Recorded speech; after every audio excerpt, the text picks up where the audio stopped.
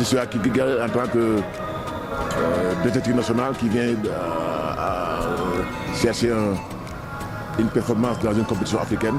La Fédération sénégalaise de basketball m'a confié l'aspect technique du basket national, machallah. Donc j'ai nommé des entraîneurs nationaux qui ont commencé à travailler, qui sont arrivés en fin de processus. Donc malgré mes tâches avec l'équipe féminine et les tâches administratives, j'ai tenu à être là pour vraiment assister à la CAN, cette CAN qui nous tient en haleine. Depuis le moment où on ne parle que cette CAN. Donc c'est la raison de ma présence ici. La bulle, je l'ai déjà trouvée fermée parce que j'avais des obligations avec l'équipe féminine. Si jamais je mettais les pieds dans la bulle, ça allait entraîner des mesures encore plus draconiennes pour notre équipe, des séries de tests, donc j'ai préféré rester en dehors. D'autant plus que moi, je n'interviens pas directement dans le coaching de l'équipe. J'ai dit à la fédération en son temps, je ne suis pas un DT qui va m'asseoir sur un banc, qui va impacter dans le poste de coaching. J'ai choisi des entraîneurs en qui j'ai confiance et je les laisse dérouler. Après, moi, je suis là en tant que superviseur, en tant qu'évaluateur et en tant que vraiment manager. Nous sommes à un niveau d'organisation tel que coach Bonnet et son staff savent vraiment ce qu'ils doivent faire. Ils n'ont pas besoin qu'on leur dise. D'abord, la compétition, je pense qu'elle est d'un bon niveau. À part que le Nigeria, à mon avis, a faussé un peu le niveau des débats parce que tout le monde attendait le Nigeria avec sa meilleure équipe pour avoir une compétition plus relevée encore. Mais tant mieux pour nous.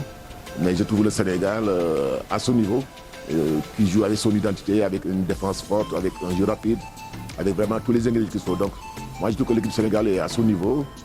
Mais attention, en Afrique, il y a des équipes qui émergent.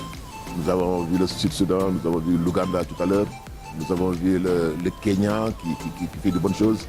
Donc, l'Angola qu'on disait morte, moi j'ai vu Angola hier, une bonne équipe très solide, très expérimentée. Maintenant, il faudra faire attention. Je pense que c'est une équipe qui a ses arguments, qui défend dur, qui défend très bien, qui a des joueurs expérimentés. Je pense qu'ils ont laissé les jeunes à la maison, ils ont amené des roublards, des gens qui connaissent le haut niveau, la compétition africaine. Donc moi, je les trouve assez solides. Donc il nous faudra nous jouer sur nos forces. Maintenant, je ne rentrerai pas dans les détails parce qu'on les joue demain, on ne sait pas ce que ça va donner, mais moi j'ai confiance à mon équipe. Mais il faudra se méfier de cette équipe qui sait comment jouer une compétition. Je pense que nous sommes pour le moment la meilleure équipe, une équipe très homogène, et c'est là où le casting qui a été fait en amont a été performant, a été bon. Maintenant, je pense qu'il faudra laisser les choses se faire, il faudra continuer sur le terrain à être très sérieux, à être très professionnel, à prendre au sérieux les adversaires et à jouer chaque match comme une finale. Donc pour moi, la première finale, c'est demain contre l'Angola. Mais j'avoue que, comme vous l'avez dit, nous avons une équipe très équilibrée, très homogène. J'avoue que c'est difficile de trouver des défauts à cette équipe du Sénégal. C'est extrêmement difficile parce que, autant chez les meneurs, chez les arrières, au niveau des ailiers forts, je sais pas, moi j'ai plutôt peur un peu d'un excès de confiance. Il faudra qu'au Sénégal, qu'on continue à être très humble. Si on continue à être très humble, tout est possible. Pendant longtemps, nous avons joué des demi-finales africaines où on a perdu sur des petits détails, des petites choses. Mais le plus important aujourd'hui, c'est que l'équipe fasse ce qu'il a à faire. Les coachings font le job qu'il faut, vraiment ils le font d'une manière extraordinaire. Les joueurs sont super motivés, très vigilants, donc très solidaires. Maintenant, on a eu dans le passé des meilleures équipes, de très bonnes équipes en Afrique qui n'ont pas gagné. Donc, encore restons très concentrés, sachant qu'un match de basket, surtout résultat immédiat, peut se jouer sur de petits détails. Je pense que c'est une poule assez. C'est une bonne poule pour nous. Je ne dirais pas facile, parce qu'en Afrique, il n'y a rien de facile. Mais c'est une bonne poule pour nous. On aura des fenêtres à faire qui vont développer l'équipe. Parce que ce qui est remarquable, c'est qu'au-delà de l'objectif assigné au staff technique, qui est la reconquête du titre africain, nous avons quand même amené beaucoup de jeunes. L'équipe a été rajeunie dans une grande majorité et qui a encore une durée de vie de 10 ans.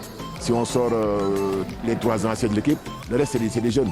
Et même Youssou Ndoye, Maurice, Gorgui, ils peuvent encore jouer pendant quelques années. Donc moi, je pense que ce tirage, il n'est pas trop difficile pour nous. Maintenant, il va nous permettre de continuer à nous développer, d'améliorer nos jeunes, de leur faire gagner en expérience. Et je pense que dans les années à venir, on sera encore meilleur. Tous les renseignements qui seront pris ici seront utilisés dans le moyen terme pour les prochaines fenêtres FIFA qui vont nous permettre de continuer le travail au lieu de commencer à zéro. Donc le staff a été conçu de sorte que Coach Boni ne sera pas là, peut-être de Sagara non plus, mais Coach Pabi sera là, Raoul Toupane sera là. Et je pense que nous serons dans la continuité, il n'y a pas de souci. Il y a un nivellement de valeurs en Afrique. Il faut se méfier, je l'ai dit tantôt, de l'Ouganda, du Kenya, Soudan du Sud, qui arrivent à grands pas. Maintenant, le Sénégal est à son niveau, que je l'ai dit. Le problème, c'est que le Nigeria n'a pas mené son équipe, sa meilleure équipe de formation. L'Égypte que j'ai vu hier n'est pas en jambes. Maintenant, la Tunisie, on ne sait pas ce que ça va donner. Mais je pense que c'est une équipe du Sénégal qui a vraiment les moyens d'aller loin. Mais c'est une compétition très ouverte. Tout est possible. Et prions et laissons-les vraiment jouer le cycle faut dans le terrain. L'Ouganda et le Sud-Soudan. J'ai été agréablement surpris par le jeu des Ougandais, fait des technicités, d'adresse et d'une solidité à tous les bords. Vraiment, c'est une équipe qui m'a séduit. Le Sud-Soudan, c'est une équipe de jeunes qui est en progression et qui, dans les années à venir, je crois qu'il faut la compter avec eux. Mais nous aussi au Sénégal, nous avons la chance d'avoir une jeune génération qui est en train d'émerger et qui va nous assurer une pérennité encore dans les 10-15 années encore. Les filles, nous sommes en chantier. Ce n'est pas le même objectif que chez les garçons. Les garçons, c'est la reconquête du titre. Les filles, on joue le podium. Mais nous sommes en plein chantier, en plein travail depuis un mois. Maintenant, ça se passe bien là-bas. Coach Elage, coach Mbourika Khadi Diop font le boulot en attendant que je revienne pour vraiment toucher pour continuer la préparation. Nous avons en vue un tournoi international. On ne sait pas encore. Pour le moment, il n'y a que le Cap-Vert qui a confirmé. On attend la Côte d'Ivoire, on attend l'Angola et on verra. On verra ce que ça va donner. Je pense qu'à la fédération, nous travaillons par objectif. On cherche d'abord le premier objectif qui est le titre africain. Si on l'a, on va attaquer le deuxième objectif qui est de mettre les filles sur le podium. Donc aucune pression par rapport à ça. Et comme je disais, c'était arrivé au moment où les filles, il fallait reconstituer une nouvelle génération. Il fallait donner la chance aux plus jeunes pour pouvoir gérer les années à venir, avoir vraiment une équipe concurrente. Donc pas de pression là-dessus, ne vous inquiétez pas. Non, ne sont pas favoris, c'est le Nigeria qui est super favori. À côté du Nigeria, il y aura Mozambique, il y aura Mali, Angola et Sénégal. Il y aura la Côte d'Ivoire aussi. Mais je pense que c'est un pays que j'ai aimé parce qui m'a souri, qui m'a porté chance. Mais nous y retournerons dans un autre contexte. En 2015, on avait une génération qui était arrivée à maturité avec les Traoré, Aya Astou, les Fadjien, Mamdé et les autres, qui ne sont plus là. Maintenant, c'est un autre contexte avec une nouvelle génération de joueuses. Mais le Cameroun, c'est vraiment, ce sera un plaisir réel de retourner là-bas, là où on avait gagné le dernier titre africain.